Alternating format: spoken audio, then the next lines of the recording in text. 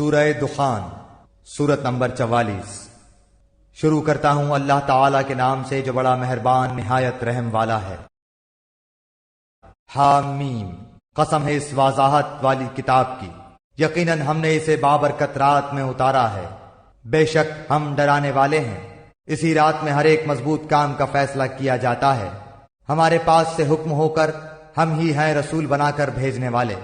آپ کے رب کی مہربانی سے وہی ہے سننے والا جاننے والا، جو رب ہے آسمانوں کا اور زمین کا اور جو کچھ ان کے درمیان ہے، اگر تم یقین کرنے والے ہو۔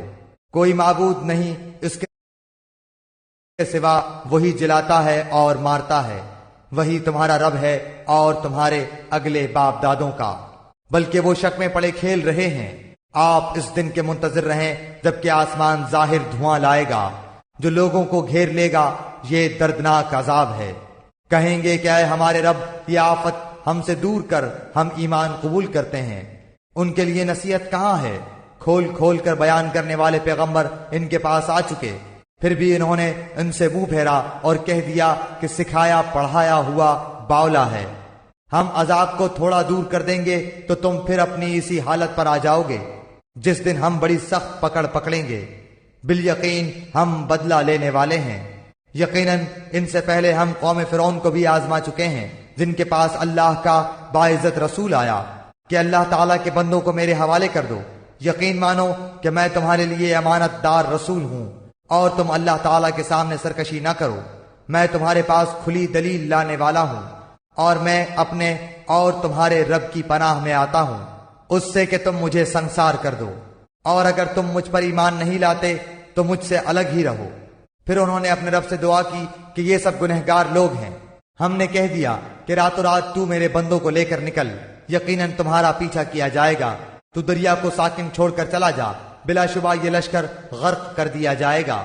وہ بہت سے باغات اور چشمے چھوڑ گئے، اور کھیتیاں اور راحت بخش ٹھکانے، اور وہ آرام کی چیزیں جن میں عیش کر رہے تھے، اسی طرح ہو گیا، اور ہم نے ان سب کا وارث دوسری قوم کو بنا دیا۔ سو ان پر نہ تو آسمان و زمین روئے اور نہ انہیں مہلت ملی۔ اور بے شک ہم نے ہی بنی اسرائیل کو سخت رسوا کن سزا سے نجات دی جو فرعون کی طرف سے ہو رہی تھی۔ فی الواقع وہ سرکش اور حد سے گزر جانے والوں میں سے تھا۔ اور ہم نے دانستہ طور پر بنی اسرائیل کو دنیا جہان والوں پر فوقیت دی، اور ہم نے انہیں ایسی نشانیاں دی جن میں صریح آزمائش تھی۔ یہ لوگ تو یہی کہتے ہیں کہ آخری چیز یہی ہمارا پہلی بار دنیا سے مر جانا ہے، اور ہم دوبارہ اٹھائے نہیں جائیں گے۔ اگر تم سچے ہو تو ہمارے باپ دادوں کو لے آؤ۔ کیا یہ لوگ بہتر ہیں یا طبع کی قوم کے لوگ اور جو ان سے پہلے بھی تھے؟ ہم نے ان سب کو ہلاک کر دیا، یقیناً وہ گنہگار تھے۔ ہم نے زمین اور آسمانوں اور ان کے درمیان کی چیزوں کو کھیل کے طور پر پیدا نہیں کیا، بلکہ ہم نے انہیں درست تدبیر کے ساتھ ہی پیدا کیا ہے، لیکن ان میں سے اکثر لوگ نہیں جانتے۔ یقیناً فیصلے کا دن ان سب کا طے شدہ وقت ہے۔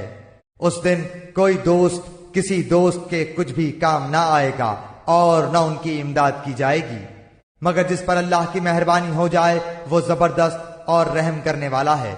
بے شک زقوم تھوہر کا درخت گنہگار کا کھانا ہے، جو مثل تل چھٹکے ہے اور پیٹ میں کھولتا رہتا ہے مثل تیز گرم پانی کے۔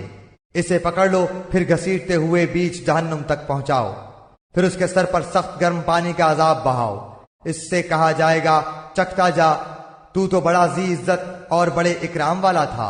یہی وہ چیز ہے جس میں تم شک کیا کرتے تھے۔ بے شک اللہ سے ڈرنے والے امن چین کی جگہ میں ہوں گے، باغوں اور چشموں میں، باریک اور دبیز ریشم کے لباس پہنے ہوئے آمنے سامنے بیٹھے ہوں گے۔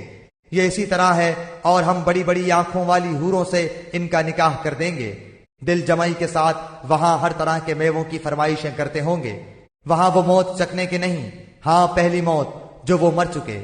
انہیں اللہ تعالیٰ نے دوزخ کی سزا سے بچا دیا۔